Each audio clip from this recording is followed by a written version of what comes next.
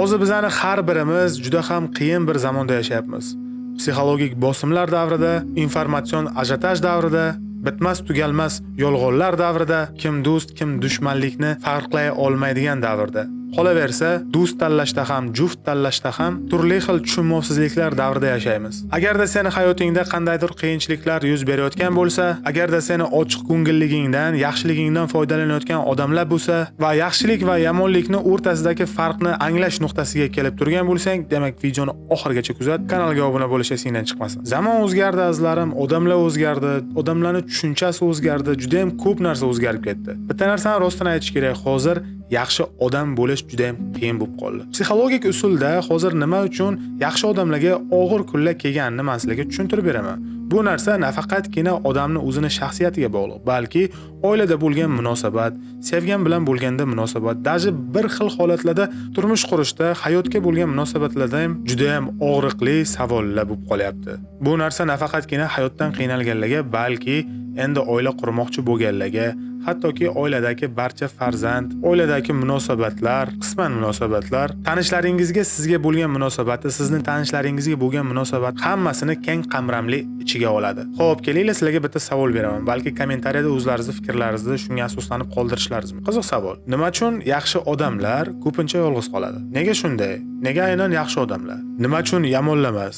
Ovozlari baland, gapirish uslubi juda ham uddaburon, hattoki ular ba'zida kimdirni kamsitsa, yomonlasa ham, qandaydir g'alamus ishlarni qilsa ham, ular yolg'iz qolmaydi. Lekin yaxshi insonlar hamishangidek yolg'iz qolishadi, bosimlarga qolib ketishadi va ba'zi hollarda yaxshiligi tufayli unga yaxshilik bilan nazar boqmaydi. Kelinglar bu yerda rostini aytamiz. Agar bu videoni oxirigacha ko'rsangiz, siz hayotda qanday qilib atrofdagilarga shu bilan birga samimiy, lekin chegaralarni belgilab, o'z haqqini ajrata oladigan, lekin qo'pol tarzda bo'lsa ham o'zini yaxshi imijini saqlab qoladigan usullar haqida gaplashib o'tamiz. Yaxshi odam kim? U kimnidir aldamaydi. U orqadan gapirmaydi. U kimlardandir foydalanmaydi. U o'zini qurbon qilib bo'lsa ham boshqalarga yordam beradi. Misol uchun kelinglar, blogerlardan birini misol keltiramiz. Sirojiddin Media. Lekin shunday savol, nima uchun bu toifadagi odamlar, yaxshi odamlar, ya'ni yolg'iz qolib ketishadi? Chunki yaxshi odam bu qulay qurbon. Ha, og'ir eshitiladi, lekin oddiy hayotda ham bu narsa fakt. Chunki yaxshi odam yo'q deya olmaydi. Yaxshi odam ko'p kechiradi. Yaxshi odam har kim ham yaxshi bo'lib qoladi deb o'ylaydi. Lekin hayotda hamma ham sen kabi emas. Aslida olganda yaxshi bo'lish bu kuchmas, agarda sen chegara qo'ya olmasang. Sen yordam berding, sen ishonding, sen ko'ngil berding. Natija esa xuddi ssenariy kabi sendan foydalanishdi. Sen nega desang, javob shu yerda. Chunki bu narsalarni barisiga sen o'zing ruxsat berding. Yana bir haqiqat bor. Yaxshi odam ko'pincha o'zining qiymatini bilmaydi. Yaxshi inson shunday fikrlaydi. Ba'zi hollarda men yetarlicha yordam ko'rsata olmadim. Bunday odamlar nafaqat o'zini, balki atrofidagi unga zulm qilgan odamlarni ham hurmat qiladi va bu shaxsiy chegaralarni yo'qligidan ham dalolat berib qo'yadi. Ba'zi hollarda. Yana bitta fakt aytaman. Yaxshi odam juda ham chuqur fikrlaydi. Shuning uchun ham uni ba'zi odamlar yoki ko'pchilik umuman tushunmaydi. Bizning zamonamizda odamlar yuzaki fikrlab, yuzaki xulosa chiqarishga o'rganib qolgan. Yaxshi odam esa bu kabi toifadagi odamlardan anchagina yiroq yuradi. Yaxshi odamga shunchaki oddiy gaplar qiziq emas. Yaxshi insonlarga chuqurlik kerak. Yaxshi insonlar doimo haqiqatni izlaydi. Lekin afsuski ko'pincha bu narsalar kerak emas.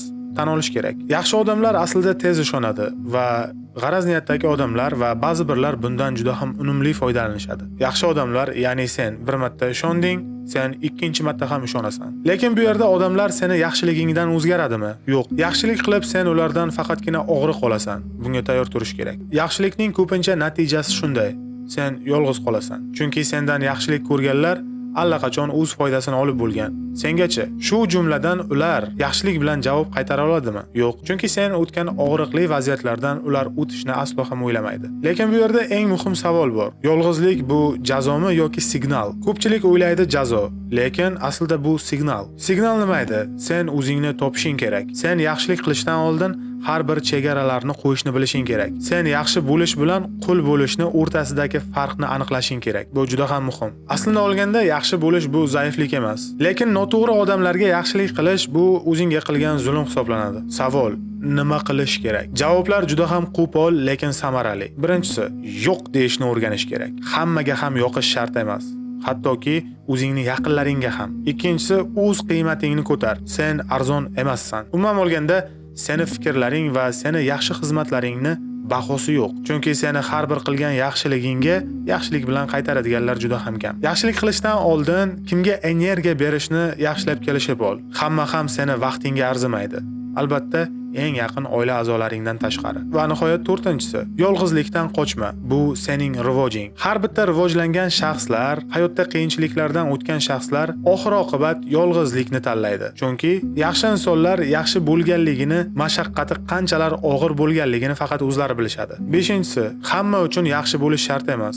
Faqatgina haqiqatdan ham munosiblarga yaxshi bo'lish kerak. Endi senga savol, sen haqiqatdan ham yaxshi odammisan yoki faqat qabul qilinish uchun yaxshi bo'lyapsanmi? Chunki bu ikkisi mutlaq boshqa narsalar. Agar sen yaxshi bo'lib o'zingni yo'qotayotgan bo'lsang, bu yaxshi bo'lishlik emas.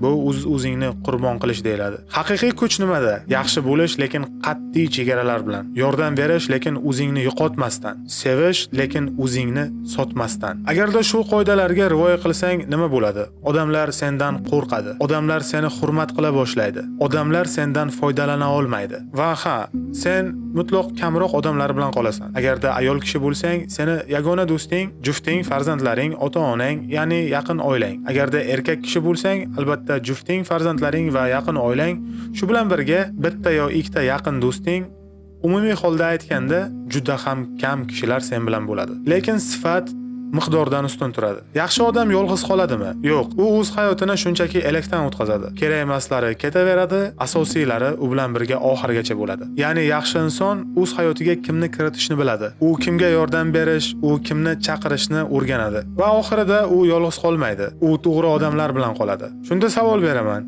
sen yolg'iz qoldingmi yoki noto'g'ri insonlardan xalos bo'ldingmi? Umuman olganda o'ylab ko'r, chunki bu savol seni kelajaging. Darhol kommentariyada o'zing fikringni qoldir, videoga like, kanalga obuna. Kelgusi ko'rsatuvda ko'rishguncha.